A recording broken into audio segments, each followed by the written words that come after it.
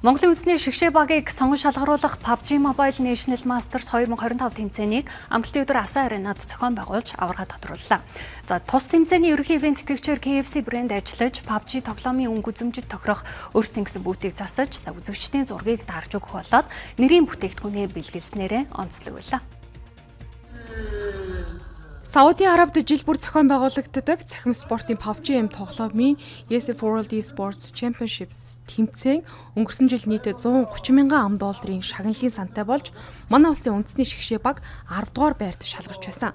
Тэгвэл энэ жил үндэсний авраг шалгаруулах тэмцээнд Power Miracle Vibes, Stalwart Esports, Stronger Esports гэх мэт Монголын хүчирхэг 16 баг өрсөлдсөн тус тэмцээнд Team GGS баг төрүүлж ESF World Esports Championships 2025 тэмцээнд улсаа төлөөлөн оролцох эрх авлаа.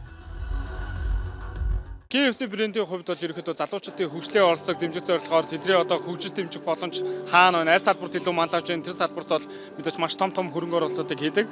За үүний нэг жишээгээр бид нар бол өнгөрсөн жилээс эхлээд ерөнхийдөө e-спортын төрөл одоо манай Монголын залуучууд маш их амжилттай явж байгаа. Бас тэдгээрийг одоо илүү олон залуучууд дэлхийд бас илүү амжилттай явуулах гэсэн үүднээс бол өнгөрсөн жилээс эхлээд e-спортын тэмцээнүүдээр ивент тэтгэлэг явуул хийж эхэлсэн. За яг PUBG Mobile тоглоомын төрөл бол бид нар одоо яг 2 дахь бас томоохон тавар нэмт дээр одоо ингээд ивент тэтгэгчээр орж байна. KFC брэнд энэ оны сүүлээр өөрсдийн нэрийн олон улсын Б зэрэглэлийн тэмцээнийг Монгол зохион байгуулахаар бэлтгэл ажлыг хангаж байгаа гэлээ. PUBG тоглоомын KFC лиг эрх намраас албан ёсоор эхлэх болсныг дуулгахад таатай байна. За тэмцээний half time show буюу завсарлагын үзүүлбэрийг KFC брэнд хариуцаж найруулснараа онцлог байлаа. Референс сонгуул цагтаа юм бодох байж